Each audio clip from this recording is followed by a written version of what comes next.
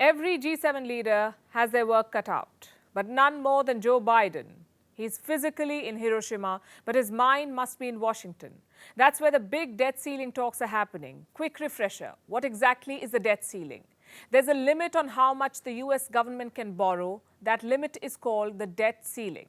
The US Congress sets this limit. Right now, the debt ceiling is $31.4 trillion. A lot of money, yes, but the US government has spent most of it. If the debt ceiling is not raised, they will run out of money, meaning no salary for government employees, no repayment of debt. In other words, a default. The US Treasury says time is running out, that Washington could default by the 1st of June. So Republicans and Democrats are hoping to strike a last-minute deal. House Speaker Kevin McCarthy sounded optimistic on Wednesday. The only thing I'm more optimistic about, he finally agreed to something that every other time we've been able to solve a problem has worked. The structure of negotiations. I have the grit, the perseverance, and we're going to get it done. The markets are hopeful too.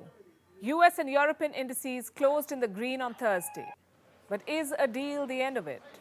Will things go back to normal overnight? Experts say they won't. We're talking about a major risk here.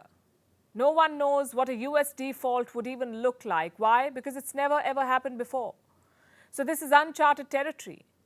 Even if there's no default, there will be aftershocks. The question is, how big will it be? Wall Street says $1 trillion. Let me explain. The US Treasury is currently running out of money. It has around $95 billion in the bank. How much would it like to have? Around $550 billion by the end of June, $600 billion by the end of September. If the debt ceiling is raised, that can be achieved. But the process is dangerous. The Treasury will have to issue more bills than usual. It will have to raise a lot of money in quick time. And where will this cash come from? The private sector that buys the bills. The end result could be a major liquidity crisis. Let's try and understand with the help of an example. Imagine you and your friends are out for dinner. The restaurant's internet is out, so you'll have to pay by cash. Just one problem though. You use UPI and don't carry a lot of cash. So you go around the table and you ask your friends. Everyone empties their wallet. Thankfully, there's enough money to pay the bill. The flip side, no one has liquid cash anymore. Your friend circle has run out of cash, has run out of money. That's what could happen in the US. The Treasury's rapid attempts to raise money could drain liquidity. What happens then?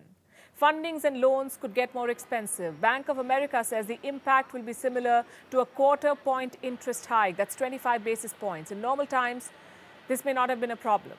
But in 2023 America, this could be disastrous. Interest rates are already high.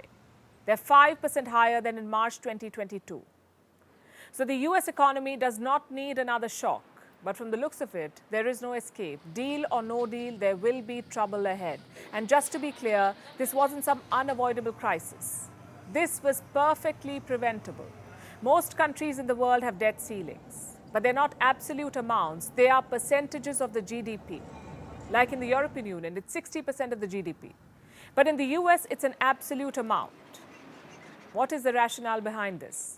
Apparently accountability, to make sure no US president goes on a spending spree. It's a great idea, but for this idea to work, you need rational, responsible leaders. Unfortunately, the US has none. You have liberal leaders who want to overspend. You have conservatives who want to underspend. No one wants the middle ground. As a result, the debt ceiling has become weaponized. No one seriously believes the US will default, but even the remote possibility is too dangerous. So what's the solution? Ideally, just remove it. Australia did exactly that. They imposed a debt ceiling after the financial crisis of 2008. They faced the same problem as the US. So what did they do? They created bipartisan support to remove the ceiling in 2013. Well, that requires political maturity, something that American leaders seem to lack. The fact is, a government default is not a political matter. It's like national security. It's like nuclear policy. There must be multi-partisan agreement on it. But knowing the US, I wouldn't count on it.